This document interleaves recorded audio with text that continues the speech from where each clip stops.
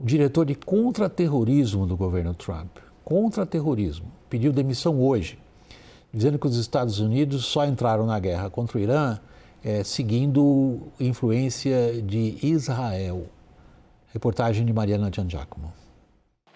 A guerra com o Irã está isolando cada vez mais o presidente dos Estados Unidos, Donald Trump, tanto fora quanto dentro do país.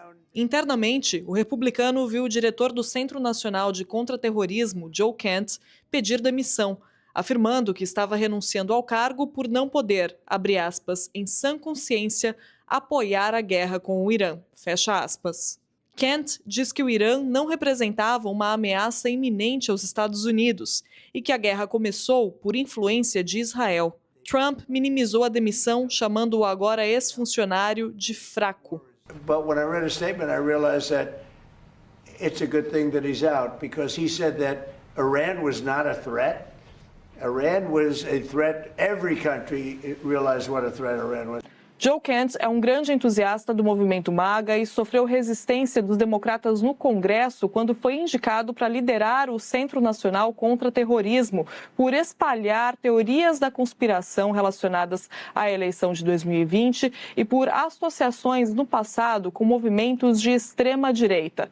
Agora, Kent se junta a um grupo crescente de apoiadores de Trump que se opõem à guerra. Em conflitos passados que se tornaram extremamente impopulares, como as guerras do Vietnã e do Iraque, o governo americano também sofreu baixas, com autoridades que discordavam das ações do presidente e preferiram pedir demissão. O efeito mais palpável do conflito para os americanos continua sendo o aumento nos preços dos combustíveis por causa do fechamento do Estreito de Hormuz. Trump criticou os países que não atenderam o apelo para enviar navios de guerra ao Estreito, dizendo não precisar da ajuda de ninguém. Enquanto isso, os ataques não cessam. Israel anunciou que matou a principal autoridade de segurança do Irã, Ali Larijani. Larijani era próximo ao Ayatollah Ali Khamenei, morto no início dos ataques, e foi um dos chefes da repressão contra os protestos em janeiro deste ano. Ele também passou pela presidência do parlamento iraniano e demonstrava pouca proximidade com a ala linha dura do regime. O porta-voz militar do Irã, Ebrahim Zolfagari, reforçou a defesa aos valores da República Islâmica. A message to the President of the United States. The outcome of war cannot be determined by tweets. The result of a war is determined in the field, the very place where you and your forces do not dare to approach, and you can only talk about it in your tweets. It's better to name this war as Epic Fear instead of Epic Fury. Por outro lado, o ministro de Defesa israelense, Israel Katz, elogiou a operação e disse que ela vai continuar. צה"ל ממשיך לפעול באיראן בעוצמה רבה מול מטרות משטר ובדיכוי יכולת שיגור הטילים ובהרס תשתיות אסטרטגיות מרכזיות בכל התחומים ומחזיר את איראן עשרות שנים אחורה. As falas oferecem pouca clareza sobre o que acontece a seguir, mas evidenciam que nenhum dos lados parece disposto a aliviar as tensões no novo conflito no Oriente Médio. Tiago, a gente tem dois grandes capítulos nesse complexo para abordar. Claro, é tudo uma coisa só, mas acho que dá para separá-los um pouquinho. Eu vou começar pelo capítulo política doméstica americana. Em que medida o que a gente viu hoje com essa demissão do Kent nos dá qual impressão de rachaduras, qual a profundidade, o alcance delas dentro do campo ideológico do presidente Trump? Porque não só o Kent, também figuras de grande projeção no ambiente político americano, como o Joe Rogan, que foi essencial na eleição do Trump, um participante de debate público com enorme projeção, ou Tucker Carlson, também tem sido um crítico muito feroz da guerra no Irã. Qual o tamanho dessa rachadura? Essa rachadura ela vem aumentando, principalmente porque o cálculo não é feito só em cima da guerra no Irã, o cálculo é feito no impacto que vai trazer lá na frente na eleição para o parlamento, para o Congresso americano, que vai se dar no final do ano. E aí é onde o temor vive. Existem dois tipos de medo. Existem, na verdade, três tipos de medo. O medo de curto prazo, que é baseado em uma falta de explicação básica da razão por trás da ação. Tá? A razão dada pelo Trump, ela não é uma razão que está sendo comprada por muitos republicanos, pela imprensa americana e por parte da população, de que o Irã representava um risco iminente, como foi colocado pelo John Kent. O temor de médio prazo é em relação às eleições desse ano, onde você tem vários parlamentares e vários congressistas americanos, e principalmente republicanos, com medo de que isso vai trazer uma dificuldade para eles no processo eleitoral, justamente pela alta no custo do combustível, inflação, etc. E o medo de longo prazo é dos Estados Unidos enviarem soldados à região e ficar encalacrado numa guerra que eles não conseguiriam mais sair. Então, esses três temores, eles acabam variando as razões pelo qual indivíduos como o Tucker Carlson, o Joe Kent, entre outros, eles tomam uma decisão de deixar de apoiar o governo. O que se vê hoje é que, em geral, todos veem que a guerra no Irã não é uma boa ideia. O que varia é a dose de confiança que alguns têm que o Trump vai conseguir tirar da cartola alguma grande explicação ou solução, porque grande parte do apoio em cima do Trump é baseado na crença de que ele pode trazer soluções a qualquer momento. Eu queria ouvir vocês dois primeiro sobre isso, agora a sua vez, Hussein. E depois a gente pega a questão lá do Irã mesmo e do ataque de hoje.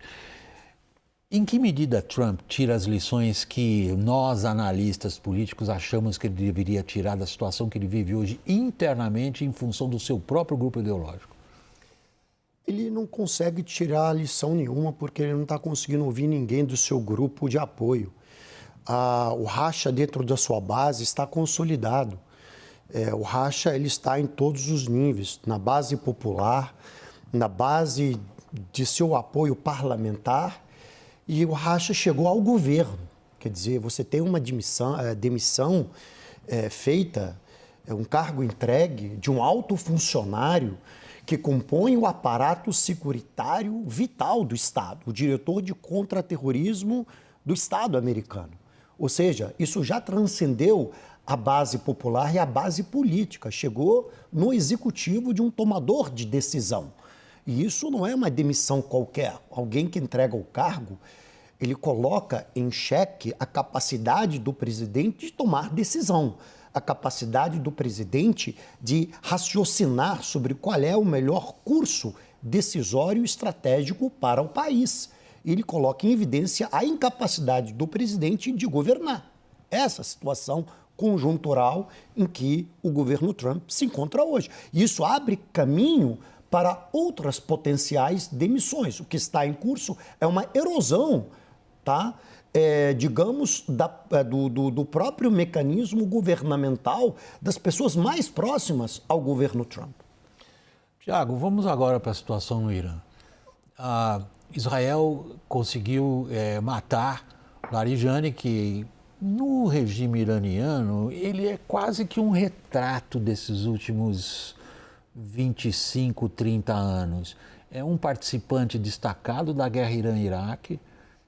Claro, tem evidente ligação com setores religiosos, mas a carreira dele dentro do regime iraniano é uma carreira pelos órgãos de força, pela consolidação do Estado, em torno, sobretudo, da Guarda Revolucionária, dos Basij, que é difícil até traduzir em português, são aqueles voluntários que se destacaram como massas humanas na guerra contra o Iraque, 40 anos atrás, e que tem uma posição, ao mesmo tempo, de controle político e de tomadas de decisão dentro do que é o regime iraniano, que é muito mais que uma teocracia nesse sentido. Agora, os analistas militares apontam limites para a política de decapitação de regimes e usam como exemplo o Hezbollah e o Hamas. Israel foi capaz de eliminar, praticamente da noite para o dia, quase toda a liderança desses dois grupos. Claro, um Estado como o Irã é diferente do que grupos armados como o Hamas e o Hezbollah. Mas eles continuam lá. É possível imaginar a decapitação em sequência do regime iraniano como forma de mudá-lo?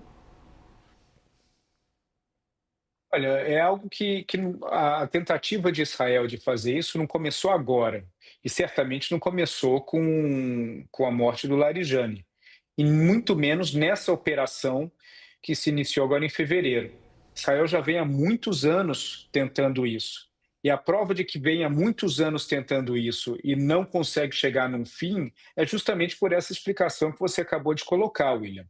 Porque a ideia por trás daquilo que representa a Guarda Revolucionária Iraniana, a Força Quds, entre outros grupos dentro do Irã, ela é muito maior do que necessariamente a presença de indivíduos ou de centralizações de poder em cima de indivíduos como Larijani. Existe uma diluição muito grande e, ao mesmo tempo, uma compactuação muito forte em relação da ideia por trás.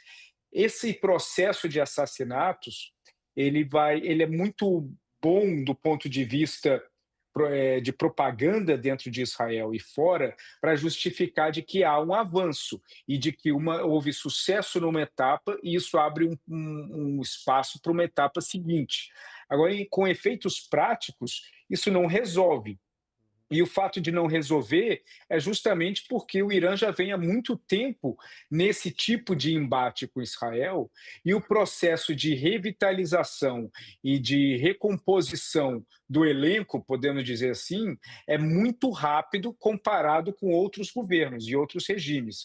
Então, o Irã ele tem uma capacidade de resistência que nós vimos similar no Hezbollah e no Hamas, que dá uma capacidade de sobrevivência um pouco mais longa, principalmente em relação a regimes ocidentais, por exemplo, que têm uma dificuldade muito maior de suprir essas faltas. Dá a impressão, às vezes, Hussein, quando a gente olha o regime iraniano, a comparação que vem imediatamente à nossa cabeça são de regimes totalitários consolidados.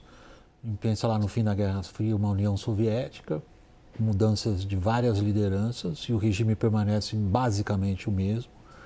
Nós temos hoje um grande exemplo, claro, as comparações são muito perigosas nesse sentido, mas esses regimes, como o regime iraniano, que é um regime detestado, porém tem características monolíticas, ele sobrevive à decapitação de alguns dos seus expoentes, como foi o caso do Khamenei, foi o caso lá atrás do general Soleimani, é o caso agora do Larijani. Vamos dizer, são quadros experientes, mas o regime está lá consolidado. Ou dá certo, ou Israel aposta certo. A estratégia da decapitação, ela, no caso do regime iraniano, ela não dá certo, tá?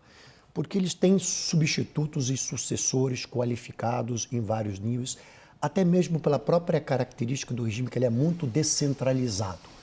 Então, hoje no Irã, o sucessor do Larijani já está pronto, é o Said Jalili. Se não for o Jalili, vai ser o Ali Khalibaf. Está claro quem vai ser o sucessor. Que vem do aparato de segurança que igualmente. Vem do aparato de segurança igualmente. Tá? Então, são esses dois. Agora, qual é a consequência da decapitação? E isso que é mais importante. E aí há uma divergência entre Estados Unidos e Israel. Israel sabe qual é a estratégia que está seguindo, que é muito antagônica à de Washington, neste caso em particular. E aí eu explico. Por exemplo, o Larijani, ele fazia a ponte entre o mundo político e o mundo militar. Porque o mundo político tem várias facções dentro do Irã. E o mundo militar são os linha dura, são os radicais, que não querem negociação nuclear, que não querem abertura, que não querem nada. E o mundo político, você tem os moderados, você tem os reformistas, você tem os teocratas, que são forças que criam embates políticos e alguns são abertos a um diálogo com o Ocidente. Ele era a ponte entre esses dois mundos e ele era uma espécie do conselheiro de segurança nacional que construía o equilíbrio e o consenso entre, fazia a ponte entre os linha dura e os moderados. O Bezekchian, o presidente, ele é do grupo dos moderados, né? E o Larijani era, digamos, o equilibrista entre esses dois mundos. Ele que liderava nos bastidores as negociações nucleares. O Arakji, o chanceler, era a imagem que ia para o Ocidente para negociar. Ele era pragmático, no fundo, embora pertencia, digamos, a um quadro militar. A eliminação do Larijani, ela abre espaço para que a indicação seja de um cara como o Jalili, que é muito mais radical e que é muito contrário a uma discussão, a uma abertura com diálogo com o Ocidente. Aí tem um problema. Israel tem o seguinte objetivo: ela não quer que nenhuma negociação seja retomada. Então, quando ela elimina um Larijani ou um Khamenei, ela sabe o que ela está fazendo. Israel não quer que as negociações sejam retomadas em nenhuma hipótese. A estratégia de decapitação de Israel tem dois fundamentos: queda do regime. Na hipótese do regime não cair, é que os radicais tomem o poder. Quanto mais radical, melhor. E quanto mais radical, melhor, porque as negociações empacam, não avançam. Os americanos querem o seguinte: que se caia um Larijani, que não assuma um radical, assuma alguém pragmático que abra a hipótese para uma possível negociação. Tiago e Caloute, eu ainda tenho 3 minutos para encerrar esse segmento do programa. Eu sei da complexidade do que vocês estão tratando, eu fico até constrangido de pedir que vocês sejam breves, mas sou obrigado. Para um terceiro ponto, Tiago, Hormuz. Até aqui, Macron deixou isso claro hoje, não há ninguém disposto a ajudar o Trump a tirar essa batata quente. Como é que fica? Não tem ninguém disposto, porque faz pouquíssimo tempo que esses mesmos países eles foram criticados e atacados por muitos. Até chega a ser uma coisa extremamente curiosa do Trump pedir ajuda, inclusive da Dinamarca, nesse momento. Todos os países, pelo que eu apurei hoje, todos esses países eles mencionaram, não todos, mas principalmente os europeus, eles mencionaram as tarifas. A Dinamarca mencionou a Groenlândia em algumas conversas que tiveram entre alguns diplomatas desses países e diplomatas americanos. Essa menção não foi para colocar, se você liberar aqui nós ajudamos, mas serviu como um lembrete. Nós não podemos ser aliados somente nesse momento. Até porque a maioria desses países não ficaram sabendo com antecedência de que o ataque sairia. Eles descobriram pela televisão, assim como nós descobrimos também. Então é um momento muito difícil e a Europa está aprendendo a dizer não para os Estados Unidos. E isso é algo muito emblemático que indica uma mudança de comportamento profundo para os próximos anos. Tem 1 minuto e meio. O Tiago está certo. Primeiro que o Trump não envolveu os europeus, seus principais aliados, no que estaria para acontecer. Segundo, ele quer envolvê-los agora numa conjuntura altamente complexa para eles assumirem um custo altamente elevado. Terceiro, os europeus têm um problema que para eles muito mais grave, que é a Ucrânia. E eles precisam dos Estados Unidos para a Ucrânia. E o Trump está entregando a cabeça da Ucrânia e do Zelensky de bandeja para o Putin, coisa que eles não aceitam. E, em quarto lugar, os efeitos dessa guerra, a irresponsabilidade do Trump está caindo sobre os europeus. O efeito da alta dos preços do gás, do combustível. E depois ele ter humilhado os europeus sucessivas vezes, né? E tem que lembrar que os europeus foram fiadores do acordo nuclear com os iranianos, cujo qual ele mesmo rompeu e levou essa situação ao estado em que ela está.